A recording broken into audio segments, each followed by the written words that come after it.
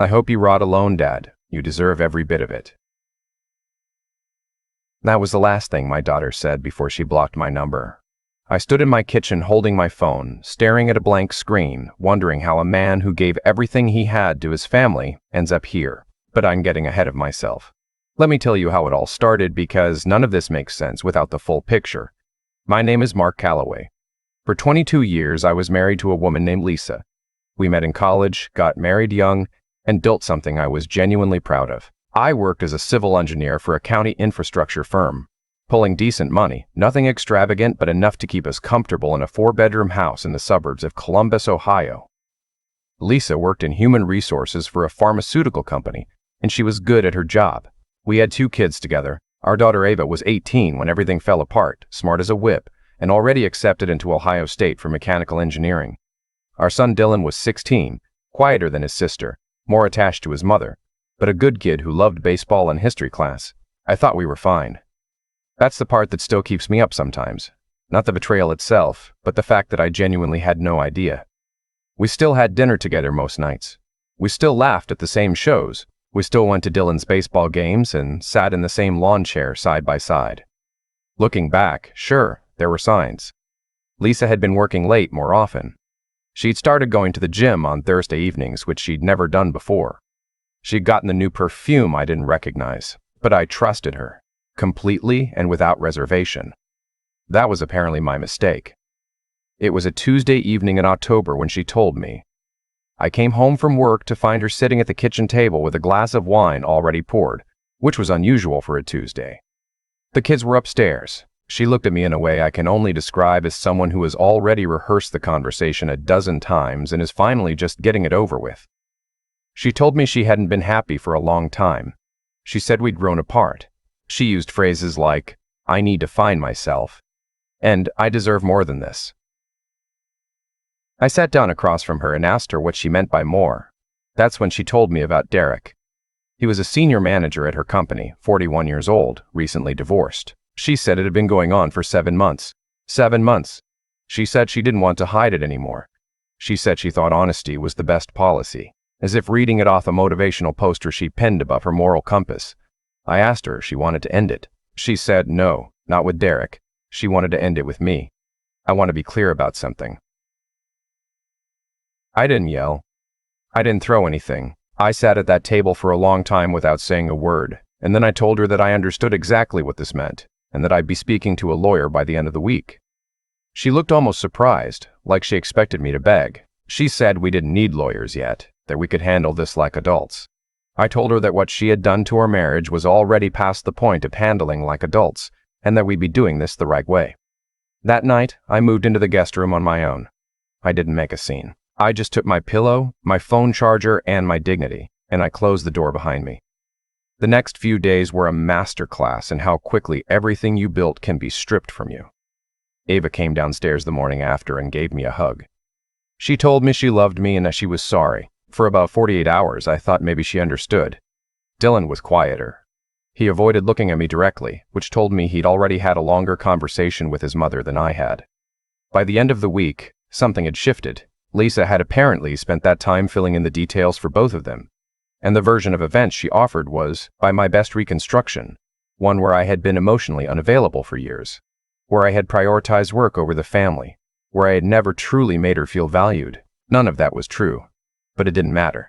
She had 2 weeks of head start on me, and I was too busy calling attorneys to run a counter-narrative in my own house.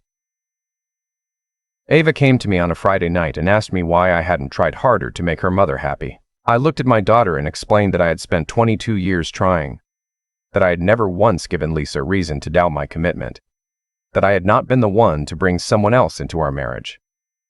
Ava nodded slowly and then said, "But she says you were never really present, Dad. You were always in your head." I realized at that moment that present and unfaithful were not the same category of failure, but that someone had successfully convinced my daughter they were equivalent. Dylan never had that conversation with me. He just stopped talking to me almost entirely. He'd come down for meals, eat quickly, and go back upstairs. When I tried to talk to him, he gave one-word answers. I figured he was a teenager processing a hard thing in a teenager's way. I gave him space. In hindsight, that was the wrong call, but I don't know what the right one would have been either. The ambush came on a Saturday afternoon about 3 weeks after Lisa's announcement. I came downstairs to find both sets of parents sitting in my living room. My parents, Gerald and Nancy, Lisa's parents, Frank and Donna. All 4 of them, arranged like a panel. Lisa was in the armchair by the window. The kids were conveniently not in the room. Frank spoke first. He told me he respected me and that this was hard for everyone. Then he said that Lisa had made a mistake, but that 22 years and 2 children were worth fighting for. He said people go through rough patches. He used the word mistake 3 times in 4 sentences, like repetition would sand down its meaning. His wife nodded along beside him. Then my own father looked at me and said something I will never fully forgive him for. He said, "Son, sometimes a man has to absorb a hit and keep the family together. That's what strong men do." My mother put her hand on his arm and said nothing, which I took to mean she agreed. I sat there and looked at all 4 of them.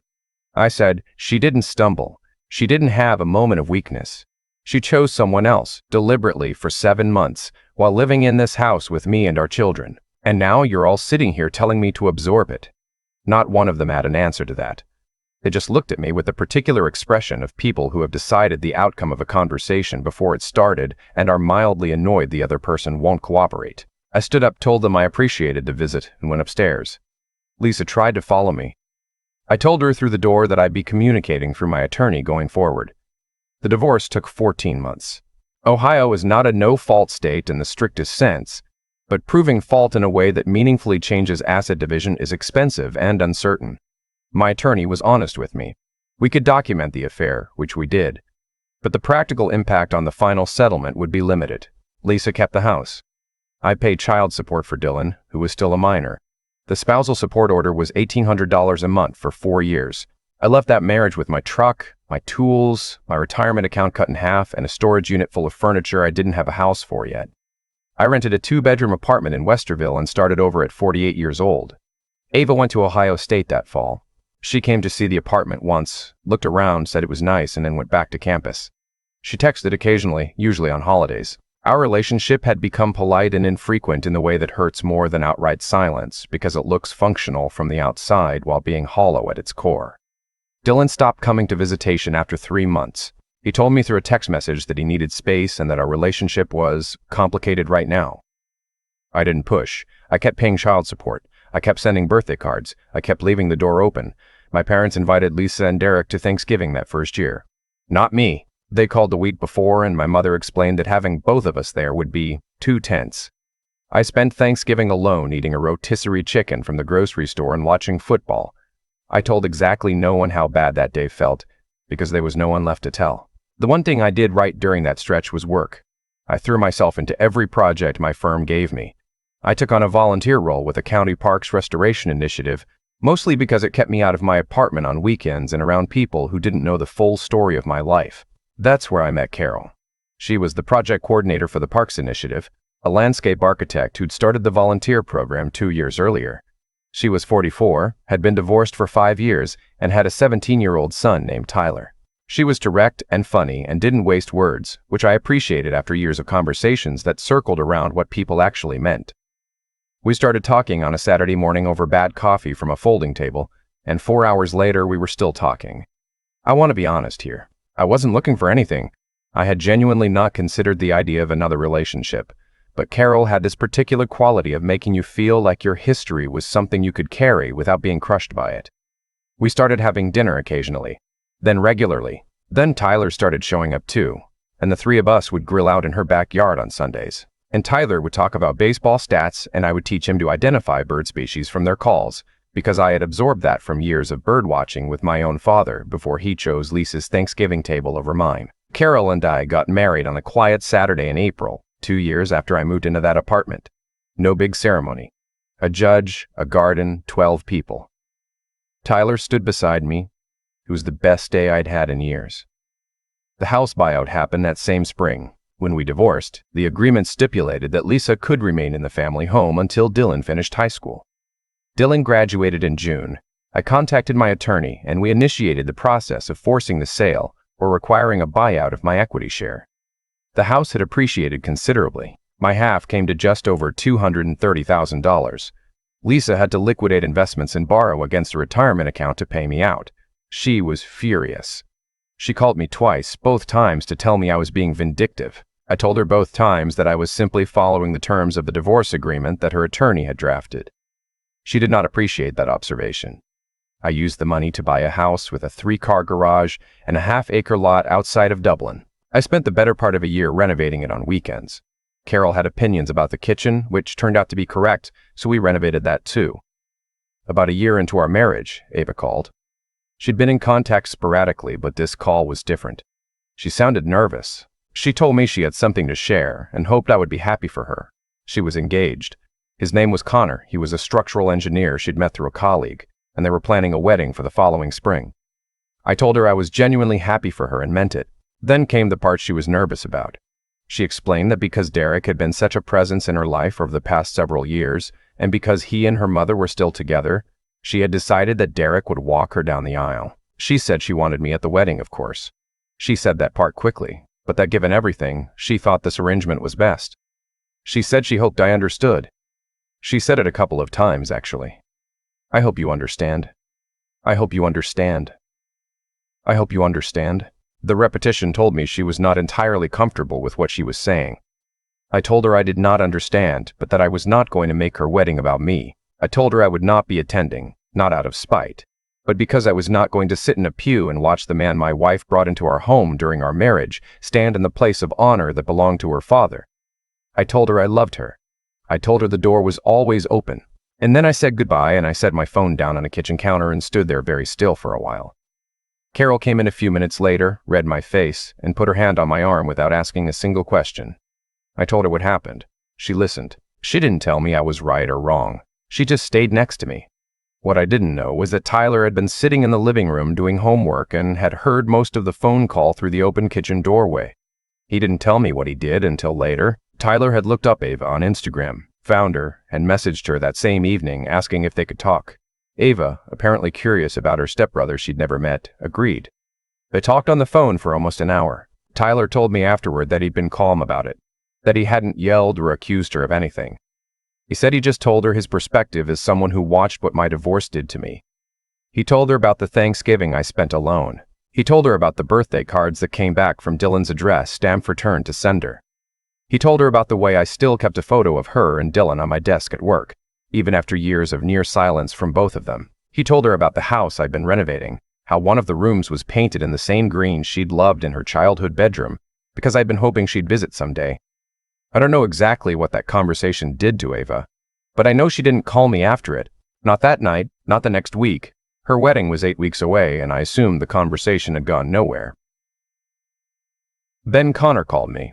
He introduced himself formally, told me he'd heard a lot about me recently, and said he wanted to be honest. He said Ava had been in a difficult place since talking to Tyler. He said she was working through some things. He asked if I would be willing to speak with her when she was ready. I told him yes, without hesitation, and that I appreciated him calling. 3 days before the wedding, Ava called. She was quiet at first, the kind of quiet that precedes something that has been rehearsed but still doesn't feel ready. Then she said, "Tyler told me about the green room." That was all she said for a moment. Then she told me about a night 2 weeks before the wedding when she'd been lying awake and found herself thinking about what she was about to do. Walking into a church on the arm of her mother's boyfriend. Saying vows. Looking at Connor. She said something had shifted in her when she ran that image through her head slowly enough to actually examine it. She said she started thinking about what those vows meant, what it would mean to say them with integrity, what it would say about who she was and what she valued if the man standing in her father's place was the one who would help destroy her father's marriage. She apologized. It took a long time for her to get through it. She apologized for the way she treated me after the divorce. She apologized for Dylan's behavior, though she acknowledged she couldn't speak for him. She apologized for being young and impressionable and for not asking harder questions when her mother offered easy answers. She said she was not trying to excuse herself, that she was 24 years old now and old enough to own her decisions, and she owned them, all of them. Then she asked me if I would walk her down the aisle. I didn't say anything for a moment. I was sitting on the back porch and the sun was setting and I could hear Carol inside talking to Tyler about something. And I thought about all the years I'd kept that door open, not knowing if anyone would ever walk through it. I told her I would be honored. She cried. I won't pretend I didn't either. The wedding was a Saturday in May, and it was beautiful in the uncomplicated way that things are beautiful when they're actually right. Carol and Tyler sat in the front row on my side. Connor stood at the altar looking like a man who genuinely could not wait for what was about to happen. He and I had talked twice on the phone by then, and I'd taken an immediate liking to him. He had good values, and he was direct, and he clearly adored my daughter, which was all I needed to know. There were some uncomfortable faces in those pews. My former in-laws sat somewhere near the middle, aware enough of what had transpired to look sheepish. Lisa sat in the fourth row. She was wearing a dress that was a little too formal for the occasion and an expression that couldn't quite settle on one emotion. Derek was not there. I learned later that he had not been invited, that Ava had revoked that invitation after her phone call with Tyler, and that Lisa had been informed this was not a negotiable point. My own parents were there. My father had aged considerably in the years since all of this happened. He found me before the ceremony and shook my hand and said he was sorry. Just that. I'm sorry. It wasn't enough, but it was something, and I decided to let it be something. When the doors opened and the processional began, I offered Ava my arm. She looked at me and said quietly, "I should have always chosen you, Dad. I'm sorry it took me this long to figure that out." I told her all that mattered was that she figured it out. We walked down that aisle together, and I felt the full weight of everything that had led to that moment. And I also felt it lift. When the officiant asked who gives this woman in marriage, I answered clearly enough for the whole room to hear. I kissed my daughter on the cheek, shook Connor's hand, and went to sit down next to my wife. Carol squeezed my hand. Tyler leaned over and whispered something that made me laugh at exactly the wrong moment. And Ava glanced back at us with a look that told me she didn't mind at all. The reception was at an event space a few miles away, and it was warm and loud and full of people who looked genuinely happy to be there. I gave a toast.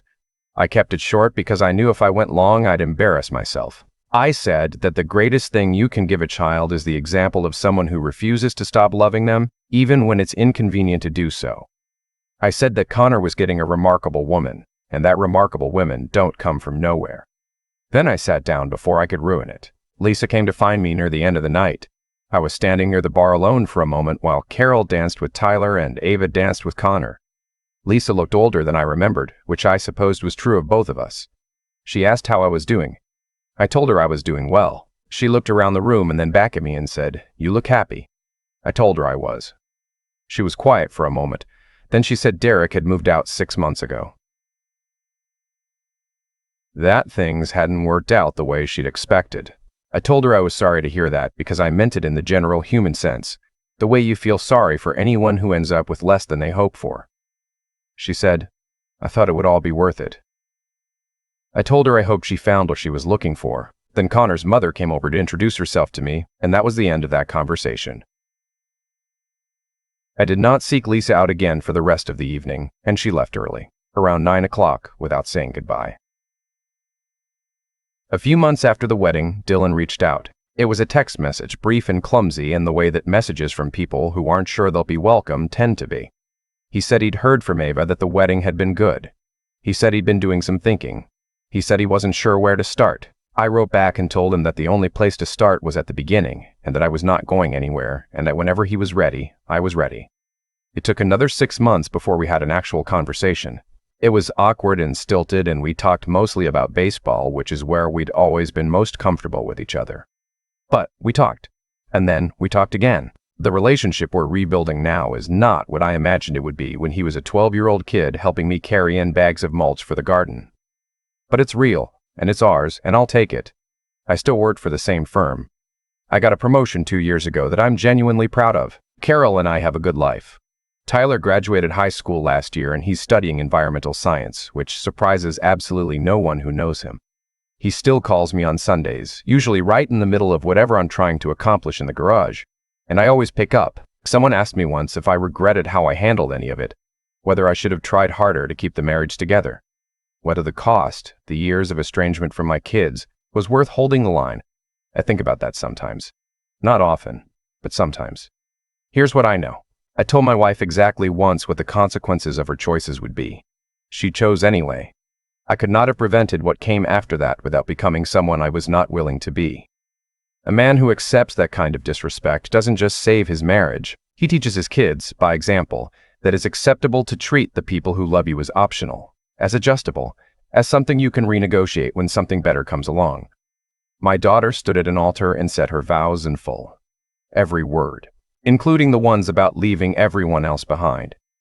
She said them looking directly at the man she was marrying, and she said them like she meant them, because she did. I know why.